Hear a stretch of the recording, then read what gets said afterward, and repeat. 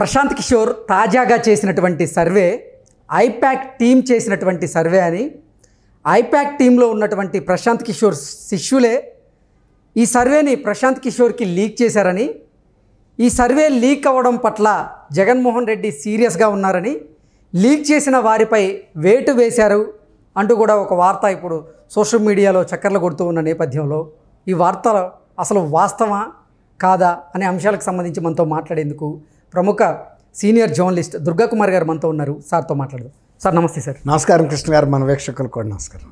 Sir, తాజాగా ప్రశాంత్ కిషోర్ చెప్పినటువంటి survey ప్రకారంగా జగన్మోహన్ రెడ్డి ఓడిపోబోతున్నారు అని ఒక సర్వే ప్రకారంగా ప్రశాంత్ కిషోర్ చెప్పారు. అయితే ఆ సర్వే ఐపాక్ చేసినటువంటి సర్వే అని, ఐపాక్లో ఉన్నటువంటి ప్రశాంత్ కిషోర్ శిష్యులు ఆ సర్వేని ప్రశాంత్ కిషోర్కి లీక్ చేశారని, ఈ సర్వేని లీక్ చేయడం పట్ల జగన్మోహన్ రెడ్డి వారిపై కొంచెం సీరియస్గా ఉండి వారి మీద వేటు వేశారని కూడా ఒక ప్రచారం అయితే ఇప్పుడు నడుస్తూ ఉంది.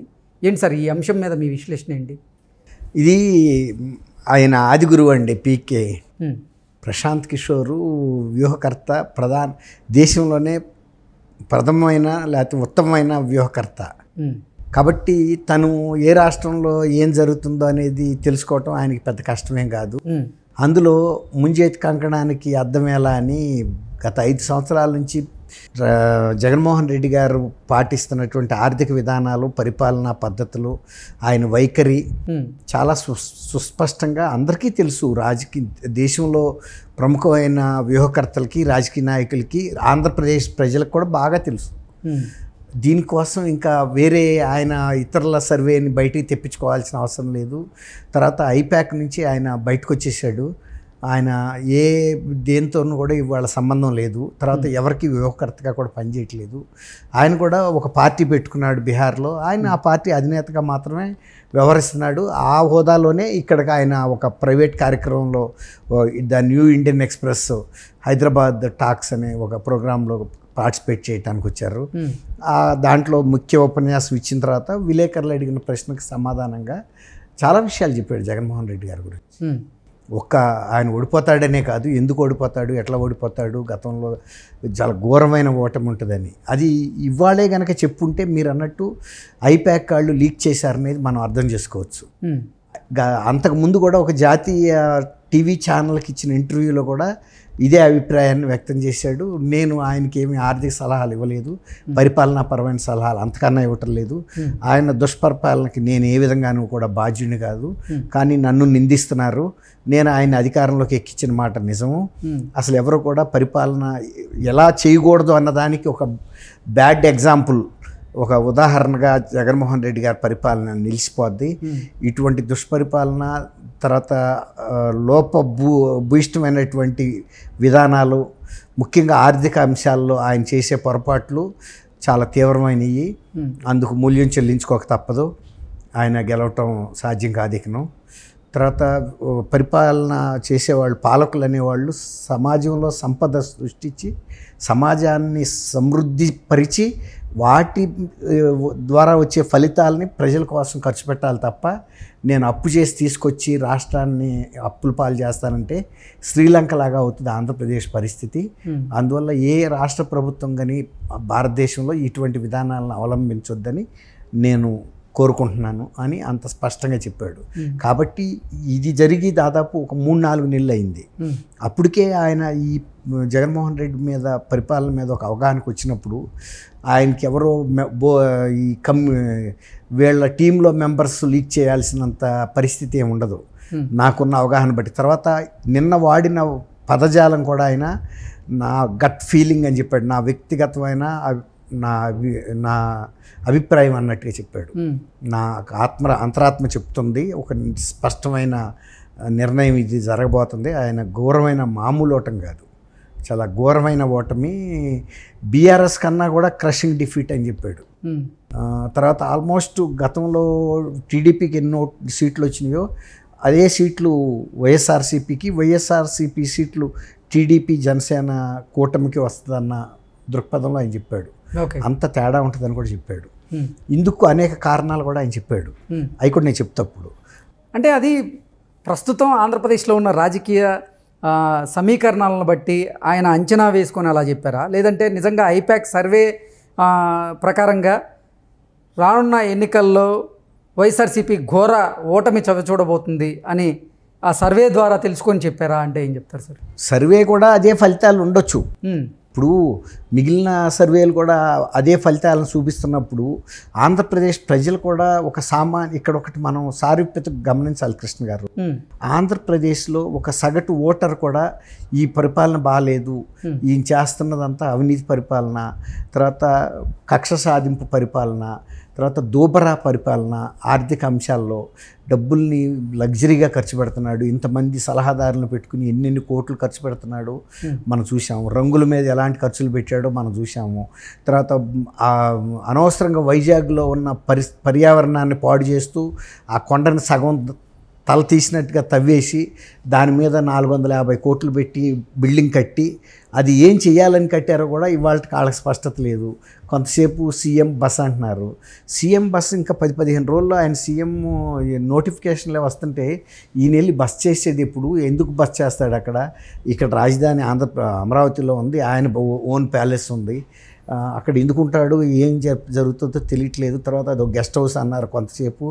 తర్వాత ప్రతి సంవత్సరం ఒక 50 కోట్లు లీజ్ వస్తుందని చెప్పారు. మరి అట్లాంటి 50 కోట్లు లీజ్ వస్తున్నప్పుడు అట్లాంటి ఇచ్చుకోకుండా ఇవాళ ఆయన సచివాలయాన్ని 370 కోట్లకి తనఖా పెట్టుకునే పరిస్థితికి వచ్చిందంటే అదేమన్నా స్టేట్ బ్యాంకా, ఇంకేదైనా పెద్ద బ్యాంకా? హెచ్డిఎఫ్సి బ్యాంక్ అండి.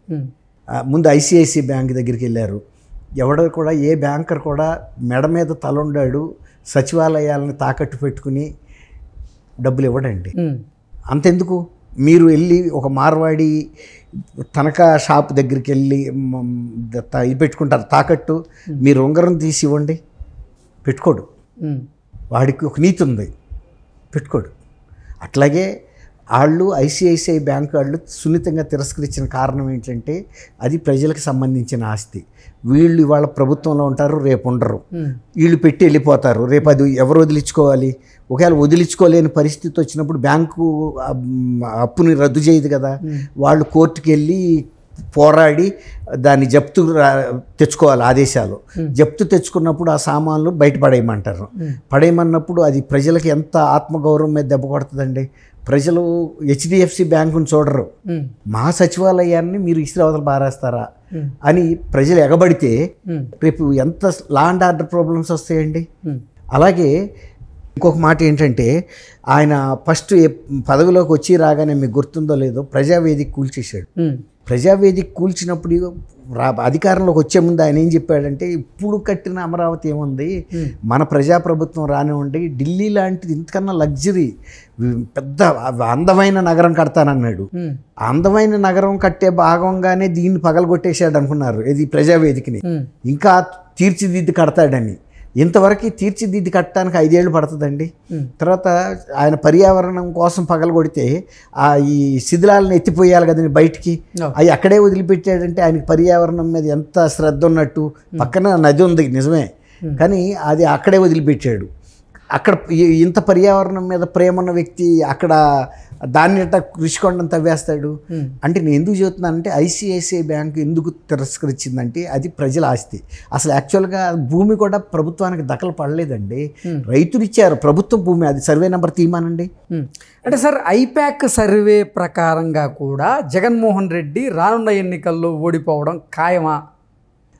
ఆయన సర్వేలు చేయించుకుంటే వచ్చిన రిపోర్ట్ అదే కదండి. ఐపాక్లే కాకుండా బయట ఇంకొక థర్డ్ పార్టీతో కూడా చేయించుకున్నాడు. చేయించుకున్న తర్వాతే కదా ఇప్పుడు దాదాపు 70-80 మంది మార్పులు చేర్పులు చేశాడు. ఇంకా ఇంతటితో ఆగలేదు, సరైన సీనియర్ లీడర్లు అందరూ వెళ్ళిపోతున్నారంటే పార్టీ ఎప్పుడైనా గెలిచే పార్టీ ఎవడన్నా వదిలిపెట్టి వెళ్తాడండి? చెట్టు ఎండిపోతే పక్షులు ఎగిరిపోతాయి, కానీ చెట్టు పచ్చగా ఉన్నంతకాలం కొత్త పక్షులు కూడా వచ్చి వాళ్తాయి. అదే మనకి ఇండికేషన్ ఏంటంటే చాలామంది సీనియర్ మంత్రులు ఎంపీలు వీళ్ళందరూ ఆ పార్టీ వదిలి వెళ్ళిపోతున్నారంటే అది ఓటమి అంచునుందనేది గమనిస్తారండి. ఓకే, అందుకే ఆ సర్వే లీక్ చేశారని అంటే ప్రశాంత్ కిషోర్ శిష్యుల మీద వేటు వేసి ఉండొచ్చా అంటే ఏం చెప్తారు? వేస్తే కూడా వేసి ఉండొచ్చు, కానీ అది ముఖ్యం కాదు ఇక్కడ మనకి. అసలు తనే ఓడిపోతున్నప్పుడు వాళ్ళు ఆఫ్టర్ ఆల్ ప్రైవేట్ సంస్థ ఉద్యోగులు సార్, వాళ్ళు ఏమన్నా గవర్నమెంట్ ఉద్యోగులా? ఇక్కడ కాకపోతే ఇంకొక కంపెనీలో చేరతారు వాళ్ళు, అంతే. ఇంకొకరికి స్ట్రాటజిస్ట్ అంతే కదా, బోల్డ్ మంది ఉంటారు స్ట్రాటజిస్ట్, ఇలాంటి సఫాలజిస్టులు. వాళ్ళు ఎక్కడేం చేరతారు? ఇదేదో పెద్ద గవర్నమెంట్ ఉద్యోగం, ఆడు పోతే పీల్ అవ్వటానికి 10 మంది మీద కాదు మొత్తం టీముని పీకి అవతల పారేస్తే మాత్రం ఆడిక్కడ కాదు ఇంకొక స్టేట్లో పట్టుకుంటాడు వర్క్. ఇప్పుడు దాకా చాలా వరకు లాగేసి ఉంటారు డబ్బు, ఎలక్షన్ల దగ్గరికి వచ్చేసినాయి కదండి. వాళ్ళు ఎప్పుడు కూడా ఇప్పుడు బ్యాంకుల వాళ్ళు కనుక ఇప్పుడు అపార్ట్మెంట్లు కొంటే మీరు దాన్ని పూర్తయ్యే లోపల వాళ్ళ డబ్బు మొత్తం నీ దగ్గర నుంచి రాబట్టేసుకుంటారండి. ఓన్లీ రిజిస్ట్రేషన్ ఖర్చులు మీరు పెట్టుకునే మాత్రమే మిగిలి ఉంటుంది, ఆడికి వెళ్ళాల్సిన ప్రతి పైసా వెళ్ళిపోద్ది. అట్లాగే ఇంకొక 15-20 రోజుల్లో నోటిఫికేషన్ వస్తా ఉండగా ఆ సర్వే సంస్థ ఈ పాటికి 95% డబ్బులు పీకేసుకుని ఉంటుంది. ఇప్పుడు పొమ్మంటే కూడా పోతారు, వాళ్ళదేం పోయింది? వాళ్ళకి ఏముంటాయండి, ల్యాప్టాప్లు ఉంటాయి ఆ పిల్లల దగ్గర, మీలాగే కోట్ ఉంటుంది, వేసుకుంటారు, ఫ్లైట్లు ఎక్కుతారు, వెళ్ళిపోతారు ఎక్కడంటే అక్కడ. ఇప్పుడు ఈయన ఓడిపోవటం అనేది పెద్ద వర్రీసమ్ ఇష్యూ ఆయనకి, అంతే. Okay sir.